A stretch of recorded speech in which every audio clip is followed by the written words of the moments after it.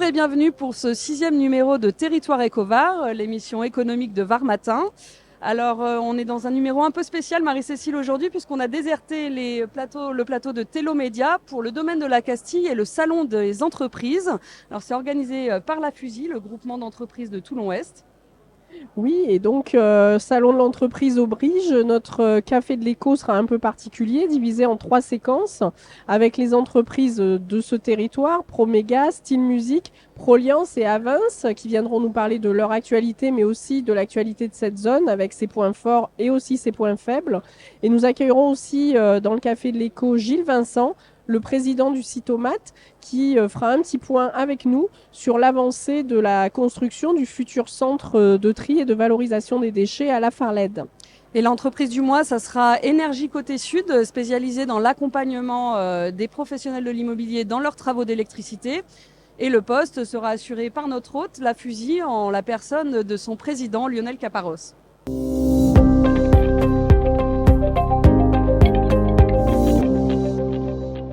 Et donc, bienvenue dans cette première séquence du Café de l'Écho avec nos deux premiers invités. Donc, Tiffany Zizard, qui est dirigeante de Proméga, une PME installée à La Farlède, qui fabrique des tabliers anti-radiation. Et Pascal Gendre, à vos côtés, le fondateur et dirigeant du mythique magasin d'instruments de musique de l'ère toulonnaise, Style Music. Bonjour à tous les deux. Bonjour. Bonjour. Alors Tiffany Zizard, vous cherchez, je crois, à agrandir vos locaux. Vous êtes sur un marché de niche, mais qui marche bien finalement. Expliquez-nous un petit peu en quoi ça consiste, votre activité. Alors effectivement, on est le seul fabricant français d'équipements individuels et collectifs de radioprotection, donc principalement à destination des hôpitaux publics, hôpitaux privés et nucléaires. Actuellement, on a des locaux qui sont super, mais trop petits. Là, effectivement, le marché se développe de mieux en mieux. Il y a quand même une prise de conscience sur la fabrication française actuellement, donc tant mieux pour nous. Mais voilà, les locaux deviennent un peu trop petits et malheureusement, c'est pas facile de trouver sur la région et notamment sur la zone industrielle de la Farlède. C'est compliqué, c'est assez compliqué. Vous, Pascal Gendre, vous n'êtes pas du tout sur un marché de niche. C'est même un marché qui s'est mondialisé. Ça va devenir un marché de avec niche. une concurrence féroce. Mais effectivement, pour les magasins physiques et indépendants comme le vôtre, c'est devenu très compliqué de continuer de vivre, Ouais. au point que vous songez à fermer un de vos sites sur l'aire toulonnaise. Oui, on va réduire un peu la voilure parce que on s'était lancé il y a 3 ans dans la construction d'un nouveau magasin pour recevoir des pianos acoustiques. C'est quelque chose que l'on ne faisait pas.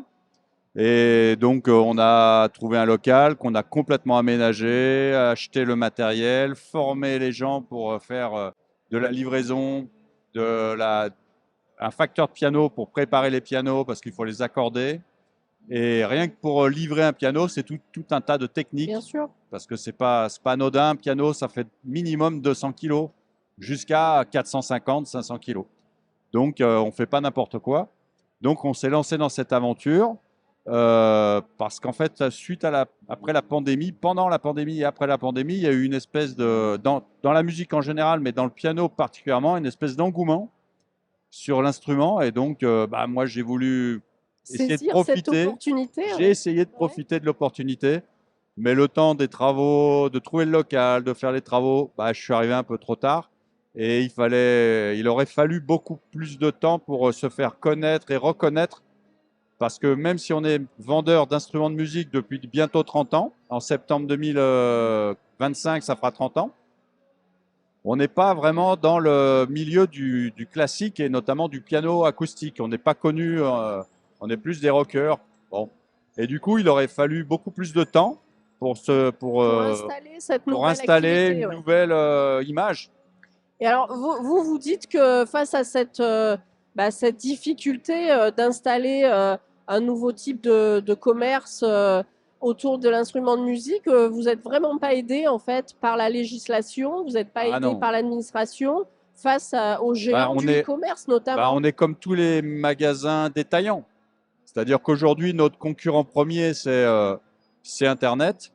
Et là, on est face à une concurrence complètement déloyale parce que souvent, c'est une concurrence qui vient de l'étranger, européenne, mais étrangère pour la France.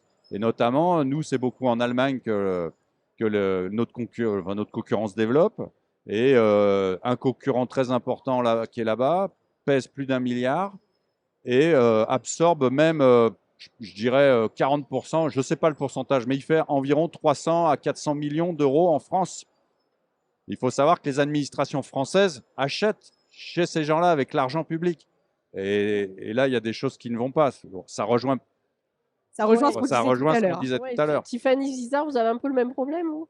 On a complètement le même problème, c'est-à-dire que les appels d'offres oublient complètement de prendre en considération les entreprises françaises, certes, mais également la fabrication française. C'est-à-dire que nous, certes, on commercialise, mais je veux dire, derrière, j'ai plus de la moitié de mes salariés qui sont en production pure. Donc, c'est ces métiers-là qu'on tend à faire disparaître si on n'achète pas chez nous. Ça reste de l'argent public principalement, donc nos impôts, mes impôts en termes de personnes particulières, mais également en tant qu'entreprise. Donc, pourquoi ne pas réinjecter ça dans une entreprise et fabrication française pour finalement faire que la boucle soit bouclée, Un tout cercle simplement. vertueux. Tout le monde est gagnant. Vous réclamez plus de soutien en fait de la part du législateur Plus de soutien et de la considération. Peut-être que dans un appel d'offres, il y ait une petite note, quelque chose, sur le fait qu'il y ait une fabrication française. Voilà. Vous parliez de la période de la pandémie où effectivement vous avez essayé de saisir cette opportunité de l'engouement pour les C'est instruments de après, musique. en fait. Pendant la pandémie, on parlait beaucoup du fabriqué en France, de la proximité Ah ouais. des fournisseurs. C'est fini, ça Ah ça a bah, disparu? ça a été du blabla comme pas mal de choses, hein. de la posture. Bah, c'est de l'imposture, oui. Bon, on va pas faire l'apologie des politiques. C'est pas d'aujourd'hui, mais ils vont avoir des messages qui vont attirer des électeurs, mais après derrière il se passe rien. Mais ça c'est mondial si on regarde. Bon, mais nous voilà, aujourd'hui nous enfin il y aura pas de prise de conscience. Je sais pas si c'est pas trop tard, mais il faudrait que les gens, parce qu'on parlait des administrations qui achètent sur Internet sans vergogne, mais pour les gens, moi, je ne jette pas la pierre aux gens, puisque là, ils vont là où c'est le moins cher. Parce que tout le monde a ses soucis de portefeuille. Ce qui n'est pas normal, c'est qu'il n'y ait pas une législation qui fasse qu'il y ait des limites dans le discount. Un prix plancher. Un prix plancher comme il existe aux États-Unis, qui s'appelle le MAP. C'est un prix en dessous duquel on n'a pas le droit d'aller. Parce qu'en fait, les Américains, qui sont les inventeurs du libéralisme, ils ont quand même aussi une connaissance humaine, ils savent que les gens n'ont pas de limite. Pour aller prendre des parts de marché à un concurrent, ils sont prêts à vendre presque à perte, ouais. ou faire n'importe quoi. Et nous, c'est ce qui se passe, c'est-à-dire qu'aujourd'hui, en Europe et en Allemagne, ex-Allemagne de l'Est, on a un gros acteur, je ne vais surtout pas le citer, je ne vais pas lui faire de la pub, et il n'en a pas besoin, et lui, il a tellement eu de subventions, il a tellement pu construire un outil implacable, et puis il a une politique implacable aussi, dans le sens où il prend les marques connues et reconnues qui sont demandées par les gens sur Google et tout ça, il fracasse les prix sur ces marques-là pour attirer les gens sur son site, pour après leur vendre des produits qu'il fait fabriquer en Chine avec des très fortes marges. Et je crois qu'il fait, les chiffres, c'est 65% de ses bénéfices avec 35% de ses produits. C'est quelque chose dans votre secteur, Tiffany Zizard, que vous connaissez un petit peu aussi, même si c'est très éloigné? Alors, nous, on aura moins ce problème de la Chine, parce que on reste sur un marché assez qualitatif quand même, où les gens se rendent compte aussi qu'il y a vraiment une protection derrière. Donc, ils font très attention à ce qu'ils achètent. Ça touche à la santé. Ça touche à la santé, donc ils sont vraiment très, très à l'écoute de ça. Par contre, on a des concurrents européens qui marchent, eux, très bien, qui s'implantent de mieux en mieux, alors qu'ils ne répondent pas toujours aux besoins complets des hôpitaux, publics ou privés, peu importe. Et avec des appels d'offres sur papier, comment se rendre compte de la réalité? Voilà, c'est compliqué. C'est dommage, très dommage. Merci Tiffany Zizard, merci Pascal Jean d'avoir été avec nous sur ce plateau. Merci. Tout de suite, le Café de l'Écho se poursuit avec deux nouveaux invités Ces invités, ce sont Olivier Blondeau de l'entreprise d'insertion Avance qui fournit des prestations dans le domaine de la restauration ou des espaces verts et Franck Mallet de Proliance, une filiale du groupe Descours et Cabot. Alors Olivier Blondeau, vous êtes à la tête d'un groupe d'insertion Avance qui fait beaucoup de choses, qui fait à la fois une activité de traiteur, une activité d'espace vert. Et justement, vous allez regrouper prochainement toutes ces activités sur le territoire de la Fusille où nous sommes aujourd'hui. Pourquoi et est-ce que c'est un endroit, ce périmètre géographique, propice justement au développement d'une entreprise comme la vôtre? Alors, il est vrai qu'on a plusieurs ESAT sur l'aire toulonnaise et notamment Beaulieu que vous avez pu visiter l'année dernière et vous nous avez fait le plaisir de faire un magnifique article. Et effectivement, dans les 2 ans qui viennent là, on va regrouper toutes nos activités, tous nos ESAT. Donc les ESAT sont les structures de travail protégées, hein, c'est le milieu protégé. Et on va concentrer l'ensemble de nos activités sur la Farled, sur la zone industrielle. Là où on a déjà les ESAT 4 Verts. Les ESAT 4 Verts qui est un véritable acteur économique quand même, malgré tout, même si c'est le secteur médico-social, que avant c'est une association du secteur médico-social. Pour autant, nos structures de travail protégées sont des acteurs économiques et ont vocation à apporter différentes réponses au monde économique. On fait des interventions, espaces verts, voirie, nettoyage de locaux pour d'autres acteurs du territoire. Et on a la chance d'avoir des moniteurs formés, performants, qui accompagnent des personnes qui sont en situation de handicap, mais malgré leur handicap, elles arrivent à avoir une réelle activité de travail. Et je pense que si on est dans la durée, c'est que on fait un travail de qualité avant tout, quoi. Oui, parce que rappelons que certes, les entreprises comme la vôtre, donc de l'économie sociale et solidaire, sont soutenues pour la partie justement pour permettre l'accompagnement des travailleurs, des salariés qui porteurs de handicap, mais elles doivent répondre aux mêmes exigences que toute entreprise de service du marché classique. Vous avez tout à fait raison. Effectivement, on a des moyens qui nous sont alloués par l'Agence régionale de santé. Pour autant, on a une véritable activité commerciale avec de véritables budgets, un véritable pilotage, hein. Je veux dire, on ne peut pas fragiliser l'association si on ne maîtrise pas ce domaine-là. Et effectivement, il y a de vraies exigences à faire un travail de qualité. Et si les gens viennent nous confier des prestations, c'est pas parce qu'on est du monde du handicap, parce que ça ne durerait pas. Si on nous fait confiance, c'est parce qu'aujourd'hui, on fait un véritable travail de qualité. Et c'est absolument ce que je veux qu'on mette en avant. C'est pas le côté handicap, parce qu'effectivement, les gens sont en situation de handicap. Je pense qu'on peut tous avoir une difficulté à un moment donné dans la vie, de manière temporaire ou pérenne.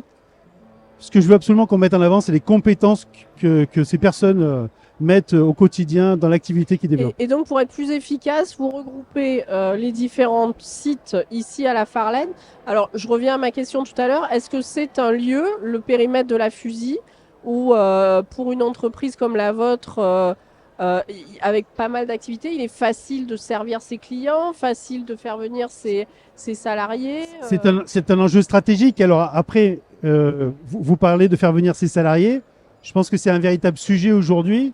Effectivement, la zone industrielle de la Farled est très bien positionnée avec des accès autoroutiers quand même qui sont plutôt positifs. Pour autant, on a quand même un véritable sujet sur la mobilité. La mobilité, la sécurité de la zone sont aujourd'hui, je pense, de véritables enjeux, à la fois pour nos salariés, mais aussi, je pense, pour les clients des entreprises comme la tienne, Franck. C'est une problématique auquel vous avez à faire face tous les jours, Franck Mallet? Oui, écoutez, donc nous, Proliance, une enseigne du groupe Descours et Cabot, effectivement, on est sur la garde et comme tu le disais, Olivier, que ce soit nos salariés quand ils viennent dans nos entreprises ou nos clients, puisqu'on a des magasins qui accueillent tous les jours. Donc vous distribuez on distribue des matériaux, surtout de la fourniture industrielle, des produits métallurgiques, des équipements de protection individuelle. Et cette enseigne du groupe Descours et Cabot est très connue sur le bassin toulonnais et depuis les années 60, donc est une institution. Et du coup, nous, on a besoin effectivement, au niveau de la communication, de faciliter nos clients à se joindre sur nos magasins pour pouvoir prendre des matériaux, enfin du matériel, des aciers. Voilà, donc ça, c'est un vrai sujet. Et au-delà de ça, nos collaborateurs, on a plus de 100 collaborateurs qui viennent tous les jours et qui partent tous les soirs. effectivement, c'est vraiment un sujet du moment. Alors, il y a des travaux, il y a tout un tas de... Et on est content qu'il y ait des investissements qui sont faits autour de nos entreprises. Hein. Ça valorisera à un moment donné nos accès. Mais pendant cette période-là, et qui est délicate, parce que le business, il se fait tous les jours, c'est vrai que j'imagine nos clients et nous aussi, nos camions livrent aussi. On a au départ de nos magasins des camions tous les jours qui partent. Donc, on est obligé d'adapter les horaires pour éviter les flux. Et effectivement, c'est un vrai sujet. La mobilité sur la zone et dans l'environnement toulonnais est un vrai sujet pour les entreprises. Vous adaptez carrément vos horaires de livraison par rapport à cette circulation qu'on écoutez, connaît sur l'aire toulonnaise. on gère nos entreprises d'une façon très pragmatique. On préfère que nos collaborateurs partent un peu plus tôt et soient moins bouchonnés que de partir à 8 heures et de se trouver 3/4 d'heure au milieu des véhicules. Voilà, alors 600 entreprises sur la zone... notre zone d'activité, plus de 15 000 collaborateurs, sans parler de la région qui est une région magnifique et touristique. Donc imaginez bien le flux de véhicules. Et c'est bien pour ça qu'il y a des projets d'investissement. Et on remercie bien tout le monde d'avoir ces projets-là. Mais pendant cette période-là, il faut que nos entreprises continuent à vivre. Et il faut aussi, et on parlait de l'attrait de nos entreprises vis-à-vis des employés, des collaborateurs, comment on va chercher nos collaborateurs, la marque employeur. Le problème de mobilité est un frein Ouais, aujourd'hui. si votre collaborateur il sait qu'il vient travailler chez vous et que le matin il a 1 heure de transport en habitant 20 km et 1 heure le soir, autant dire que enfin, on est tous pragmatiques et on a tous nos frais de déplacement. Vous avez eu des cas de candidats salariés qui ont renoncé parce que trop compliqué, parce qu'ils n'arrivent pas à se loger. De candidats pour ma boutique, non, mais on a aujourd'hui la malchance d'être en plus sur le territoire de Lafarled, qui est donc pas sur le territoire de TPM, et donc on a malgré tout un arrêt qui s'appelle l'arrêt 4 Vert, qui vient jusque devant chez nous. C'est une exception. Il y en a une autre, c'est le centre pénitentiaire hein, qui est desservi. On caresse l'espoir de pouvoir un jour être desservi aussi bien que le centre pénitentiaire. Et je pense qu'au-delà de nous desservir nous, parce qu'aujourd'hui on a un bus qui vient le matin à 8 h et un autre qui repart à 16 h. Sincèrement, pour les personnes en situation de handicap qui viennent travailler à mi-temps, faut qu'elles se rendent à l'arrêt Chouette-Zère en début de zone à pied tous les jours. Ça facilite pas l'insertion par l'emploi. Je rajoute, moi j'ai des collaborateurs qui me disent il y a des évolutions et tant mieux. Et la fusil, et c'est pour ça que moi je suis heureux de participer avec Lionel Caparros, notre président, et Olivier à ce conseil d'administration pour justement parler de la mobilité, pour apporter ces projets. D'ailleurs, il y a une enquête qui est en cours parce qu'on veut aussi, voilà, pour comprendre aussi les besoins, que ce soit des entreprises, mais aussi des collaborateurs qui travaillent dans ces entreprises. Et nous, à notre niveau, l'enjeu, c'est aussi d'avoir une connexion avec les institutions, avec les gens qui sont décideurs, pour travailler main dans la main et pour pouvoir faire évoluer ces sujets, encore une fois, qui économiquement et pour nos entreprises sont vraiment stratégiques et vraiment à mettre en place au plus vite. On est d'ailleurs, excusez-moi, on est d'ailleurs impliqué d'ailleurs auprès de TPM et sur le plan de développement urbain, le plan de déplacement urbain qu'ils sont en train de mettre en place 2025-2035. On pense que la Fusil a toute sa place dans cette ambition de territoire, puisque je pense que même si c'est TPM qui pilote ce sujet-là, qui est un véritable sujet ambitieux, vous pouvez la question du déplacement également. Parce qu'on rappelle que vous êtes tous les deux au conseil d'administration de la Fusil, et vous évoquiez aussi dans la préparation de cette émission les problèmes de sécurité sur la chaussée, tout simplement, dans la zone. Tout à fait, c'est un véritable sujet. Aujourd'hui, on a quand même des entreprises, on a des endroits dans la zone, des secteurs qui ne sont pas dotés de trottoirs. Les gens sont obligés de se déplacer sur la route, alors qu'on est une zone industrielle avec énormément de semi-remorques et des véhicules qui vont à une certaine vitesse. Je vais voir Chouette-Zère, je crois que c'est 70 km/h. Il y a un risque qui est assez fort. Donc, on espère que l'ensemble des parties prenantes trouvera des solutions pour améliorer cette zone qui le mérite. Après, il faut reconnaître que la zone est aussi victime de son succès, c'est-à-dire qu'il y a vraiment un attrait à venir ici, et tant mieux pour l'environnement. Et c'est aussi l'idée de la Fusil de ce salon, c'est que les gens se rencontrent et qu'on travaille ensemble voilà, d'une façon très simple.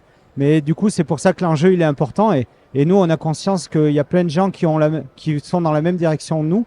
Nous, c'est co-construire, accompagner les projets et de donner aussi nos idées et de partager nos problématiques de vraiment acteurs économiques de la zone.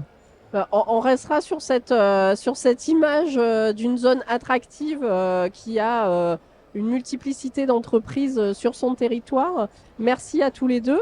Et on Merci va à à vous. présent accueillir Merci beaucoup. le dernier invité de ce Café de l'Éco, qui est Monsieur Gilles Vincent, qui préside le Citomate et qui est également maire de Saint-Mandrier. Et en tant que président du Citomate, il va venir nous présenter le tout nouveau projet de centre de valorisation des déchets qui va s'implanter ici à la Farlède sur le périmètre de la Fusille.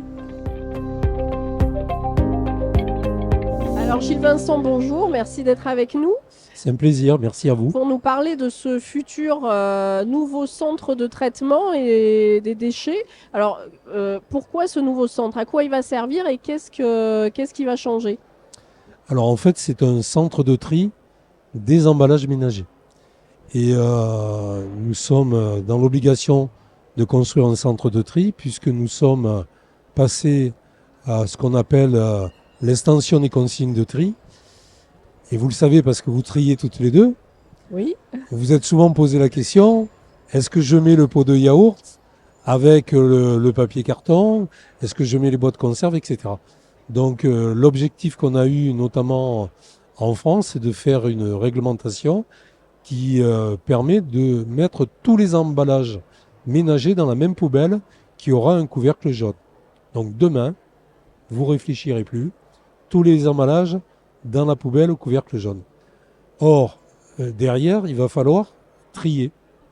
Alors, si vous voulez, aujourd'hui, on est dans un interface, puisqu'on n'a pas encore notre centre de tri, on a encore deux poubelles.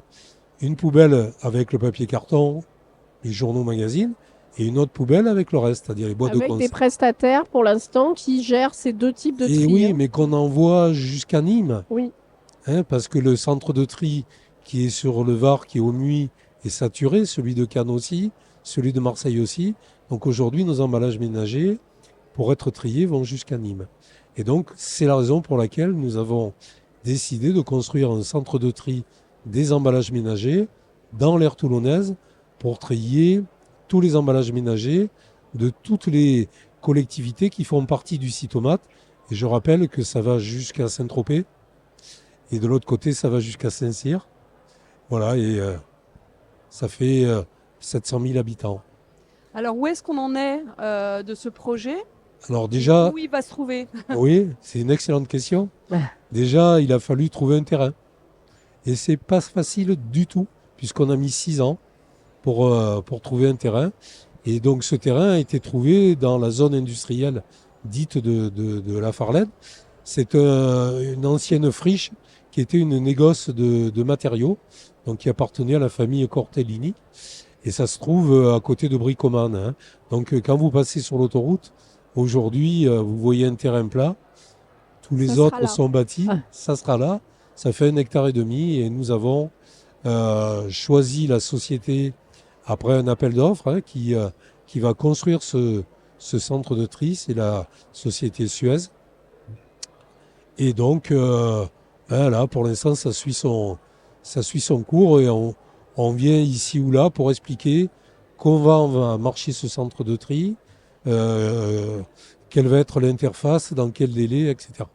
Son ouverture est prévue pour quand? L'ouverture est prévue pour fin 2025. Et ça sera vraiment une référence, puisque ça sera un centre de tri qui va traiter pratiquement 35 000 tonnes de déchets d'emballage ménager. Et donc, ce centre de tri, c'est assez phénoménal. Nous sommes allés en visiter un la semaine dernière.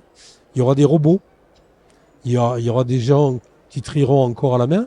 Mais il y aura aussi des robots qui sont en train d'apprendre comment ils vont travailler. Et donc, c'est assez intéressant.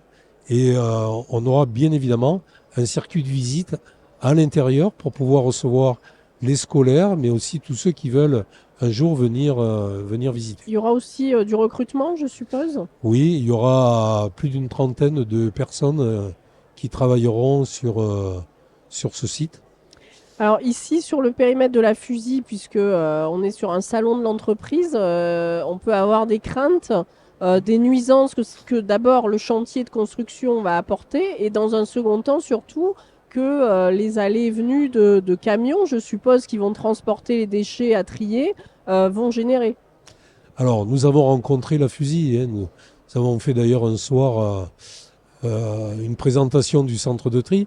Et dans cette présentation, il y avait effectivement le calcul du nombre de camions qui viendront dans ce centre de tri. Mais comme en France, on est un peu intelligent, on s'est dit que la zone de la FUSI, dans la journée, c'est un peu bloqué. Ben, nous, nos camions, ils viendront le soir. D'accord. Pourquoi? Ben, parce qu'on a ce qu'on appelle des quais de transfert qui sont ici ou là. Ben, par exemple, il y en a un à Saint-Tropez. Donc, c'est pas les camions bennes qui viendront de Saint-Tropez. Ça sera un gros camion qui viendra le soir et qui déversera ses déchets dans le centre de tri. Les seuls camions bennes qui viendront seront ceux des communes qui sont autour du centre de tri, comme La Farlède, Solier-Espont, etc. Nous aurons un quai de transfert à Hyères, nous aurons un quai de transfert à Toulon, etc., etc. Donc, au niveau transport routier, on a rassuré tout le monde.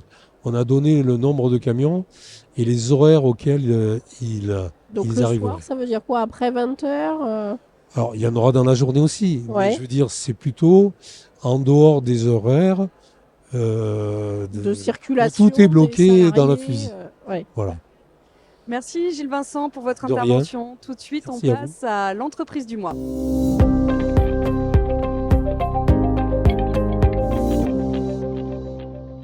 Énergie Côté Sud accompagne ses clients qui sont pour la plupart des acteurs de l'immobilier dans leurs travaux d'électricité. Nous allons parler de ses projets, de ses ambitions avec sa directrice des ressources humaines, Delphine Aubertin. Bonjour. Bonjour. Mais tout de suite, je vous propose de découvrir notre reportage sur place. Pour moi, il me semble que tu as dû mettre 6 numéros en béton. Énergie Côté Sud est une entreprise familiale. Elle a été créée en 1998. Nous sommes des électriciens du bâtiment. Donc nous intervenons dans les secteurs suivants: courant fort, courant faible, photovoltaïque, bornes RVE. Nous avons aujourd'hui 230 collaborateurs et nous avons 113 chantiers qui tournent en PACA, dans le Gard et puis un petit peu plus haut vers Gap, comptoir des Alpes. Nous avons une forte valeur ajoutée au sein d'Énergie Côté Sud, puisque ce qui nous caractérise effectivement, c'est le savoir-faire de nos collaborateurs, que nous cultivons par le biais de la formation. Nous avons des programmes de formation qui sont importants chez Énergie Côté Sud et nous avons un credo, c'est faire grandir. Pour la partie courant faible, nous avons une pénurie de personnel dans ce domaine-là. Donc nous avons créé notre propre école de formation pour répondre à ce besoin. Aujourd'hui, nous créons des modules adaptés à ces spécificités en interphonie, en TV, au niveau de la fibre également, mais pas que. Nous développons aussi un certain nombre de formations pour les brancheurs, donc qui est une spécificité dans le métier d'électricien, qui lui aussi n'était pas dispensé dans les CFA et dans les écoles. D'accord. C'est varianté sur le coloris. Oui, on peut le mettre en doré, en blanc, changer la collerette. On peut avoir la collerette d'une couleur et l'intérieur d'une autre couleur. D'une autre couleur. C'est pour ça, parce que là en fait on reçoit la collerette. On reçoit la collerette. Hop, toute seule. Ah, et puis après, tu vois ce que tu ça, veux. c'est la collerette qu'on reçoit toute seule. Et ensuite, on a le petit intérieur. Que nous, on les a pris en fait en noir mat. Ouais. Mais ça, on aurait pu le prendre d'une autre couleur. D'accord. Voilà. C'est joli. Là. Et ça, on peut le mettre en doré, en blanc, en plusieurs couleurs. Veut, ouais. Ouais, en fait, après, c'est interchangeable. Quoi. En variante, super. On peut varianter les couleurs. Et puis les 10 modes aussi, on peut les mettre en blanc, en jaune ou en couleur chaude. Donc on a pu voir en image l'activité d'Énergie Côté Sud. Alors cette activité, elle est en croissance. Et justement, pour répondre à cette croissance, vous avez carrément pris le parti de créer votre propre centre de formation en interne. Pour quelle raison? C'était compliqué de trouver les profils adéquats? Oui, tout à fait. En fait, la création de l'école de formation répond à un besoin. Depuis plusieurs années, en fait, nous avons dans nos métiers un métier qui n'existe pas, qui n'est pas dispensé dans aucun centre, qui est l'électricien brancheur. Et effectivement, nous avons recours au POEC pour former des jeunes à ce métier d'électricien. Faisant, on s'est dit que nous avions en interne effectivement les ressources nécessaires pour nous-mêmes former à ce métier et faire monter en compétence des garçons chez nous dont c'était le métier et qui prenaient plaisir à former des jeunes sur ce métier-là. Et bien plus, puisque aussi nous avons toute une partie des courants faibles. Donc les courants faibles, ce sont les petits fils où ils font de la domotique, de la télévision, de l'interphonie, de l'incendie, et ce sont aussi malheureusement des cursus que nous ne trouvons plus dans les enseignements filières métiers via le cursus scolaire, et cette carence en fait fait défaut, et de plus en plus nous avions notre équipe courant faible qui allait chercher des jeunes et les formait sur place, donc à ces formations. Donc nous avons décidé de créer notre école de formation qui s'appelle Route des Génies, et qui a vocation effectivement dans un premier temps de continuer à former nos collaborateurs sur ces métiers, mais l'étape d'après effectivement c'est d'en faire bénéficier d'autres entreprises qui auraient besoin de parfaire ce métier, qui est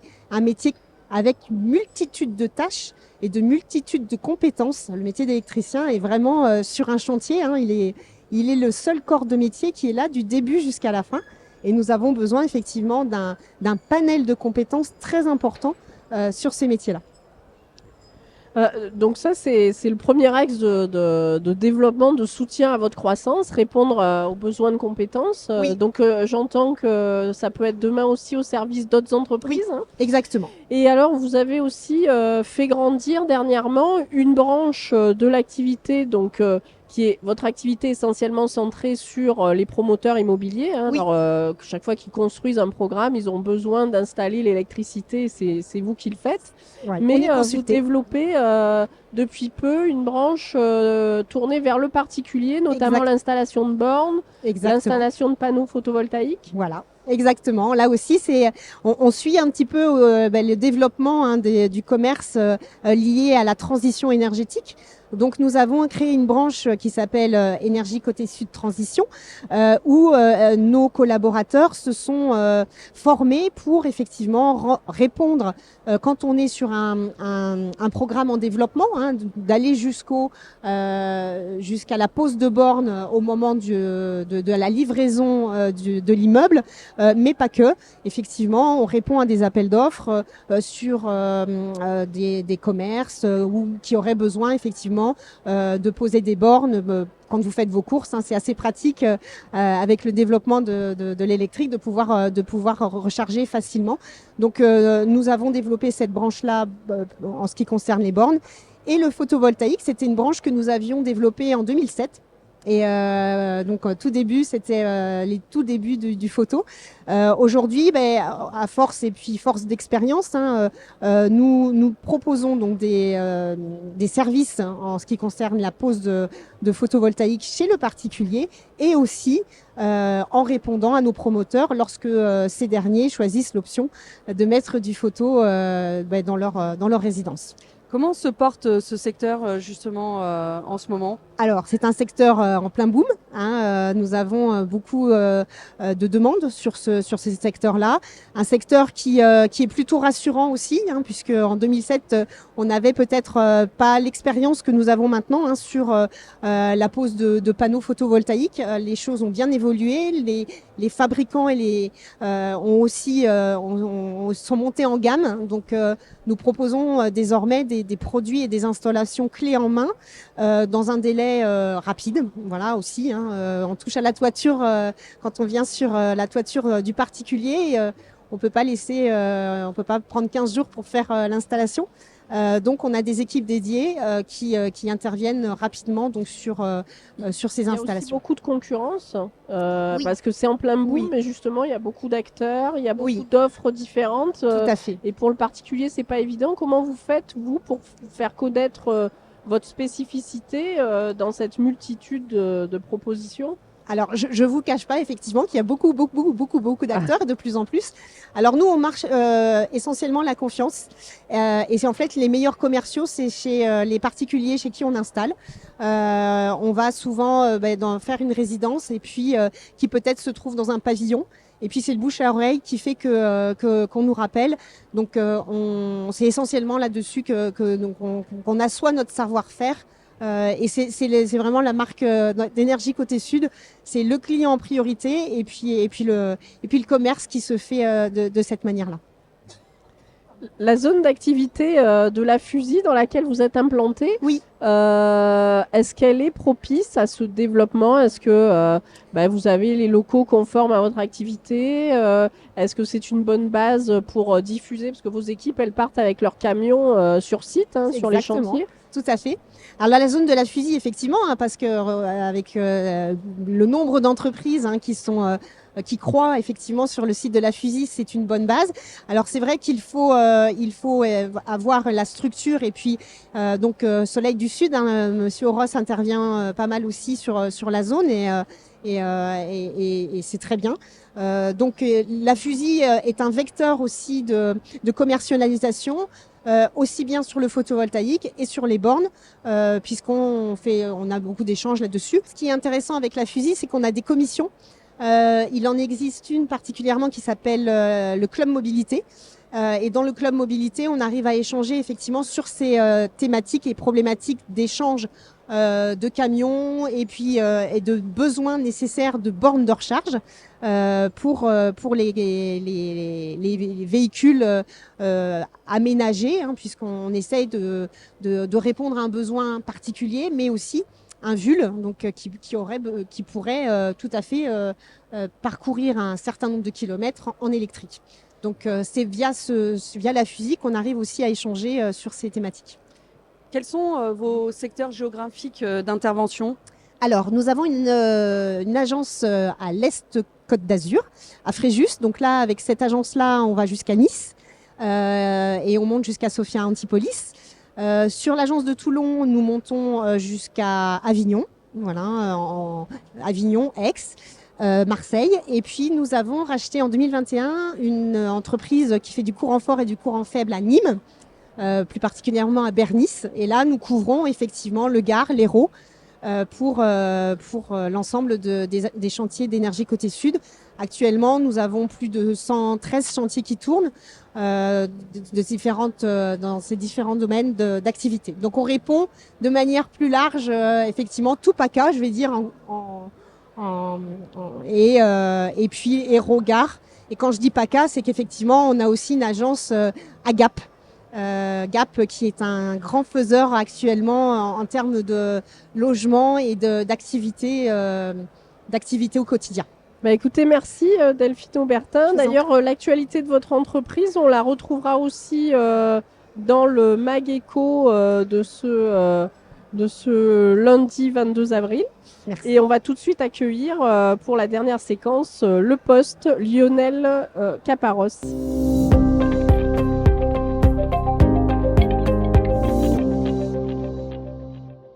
Lionel Caparros, bonjour. Nous sommes ici donc au salon de l'entreprise de la Fusy. Alors la Fusy, en 2 mots, qu'est-ce que c'est? Déjà, bonjour à toutes les deux. Merci à Varmatin d'avoir monté ce studio pour ce salon cette année. La Fusy, pour le présenter simplement, ce sont 2 associations aujourd'hui. Une qui gère le foncier des propriétaires sur la zone, sur le territoire géographique situé sur 3 communes et sur un bout de partie de TPM. Et une autre association qui s'appelle Affusi Entreprendre, qui génère et crée des projets pour dynamiser l'économie des entreprises qui sont situées sur la zone. Et justement, il y a combien d'entreprises? Quels sont leurs secteurs d'activité?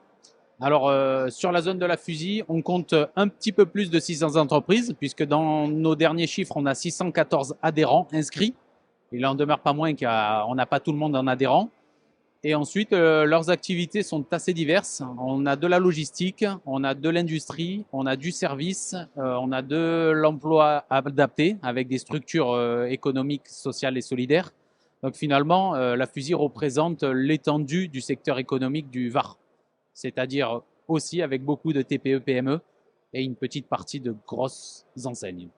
Ce salon, donc, vous l'avez dit tout à l'heure, c'est un succès. Vous avez davantage d'exposants que l'année dernière, de participants. Demain, l'année prochaine, il y aura un nouveau salon. Quels sont les autres projets? Quel est l'avenir de cette zone pour la Fusy? Alors, l'avenir de la Fusy, c'est dur de le décrire aujourd'hui puisqu'on travaille dessus, mais je vais pouvoir les citer. Pour revenir à ce salon et celui qui sera l'année prochaine en 2025, on va déjà augmenter le format puisqu'encore cette année, on a dû refuser des exposants, des concessionnaires, des grandes sociétés qui cherchent aussi de la visibilité pour recruter et l'université qui souhaite aussi co-construire un projet et un espace spécifique à l'éducation en général et à la scolarité post-bac en particulier.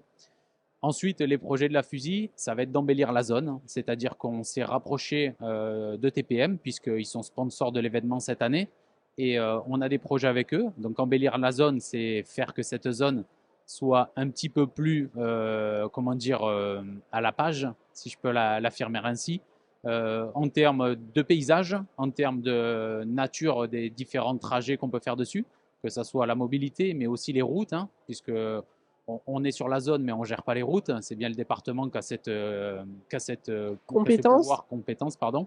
Et voilà, ça c'est un premier pilier, c'est-à-dire faire que cette zone soit toujours une zone attractive au sens de son image. Le deuxième projet, c'est faciliter la mobilité. Parce qu'aujourd'hui, il y a 10 000 personnes qui rentrent tous les jours avec leur véhicule personnel, très peu, voire pas du tout de transport en commun sur la zone, et 10 000 personnes qui, en fin de journée, y sortent. Donc on a un trafic fort, des embouteillages qui sont conséquents, des travaux qui sont en cours de la 57, dont le projet a été pensé il y a quelques années. On voit déjà qu'il faut penser au sujet d'après. Donc des grandes discussions au sujet de la mobilité. Et on est très proche de personnes et d'entreprises qui font du transport en commun, la RATP pour ne pas les citer, puisqu'ils ont récupéré la DSP sur DPM, et qui sont en train de nous aider à créer des abribus et des arrêts de bus nouveaux. Et donc, on imagine demain voir arriver, je l'espère en tout cas, des transports en commun pour désengorger un petit peu cette zone. Et ensuite, pour finir, on ne va pas oublier de dynamiser les entreprises, puisque c'est la richesse de la zone, c'est la richesse des emplois qui sont sur la zone, et on doit les aider. On passe des périodes très particulières en ce moment, on est encore post-Covid, c'est-à-dire de faire circuler les informations, d'être un petit peu la boîte et le rassemblement, le hub, on va dire, des questions qui peuvent se poser pour soit y répondre immédiatement, soit faire des mises en lien, ou soit réorienter. Merci Lionel Caparros, merci à tous nos invités d'avoir été présents aujourd'hui. Merci à nos collègues du service événementiel ainsi qu'au service vidéo du groupe Nice Matin. Merci Sophie Donzé et Guilhem Ricavi. On vous retrouve le mois prochain, à la fin mai, pour un nouveau numéro de Territoire Ecovar. Il sera consacré à l'alternance. On vous dit à très vite.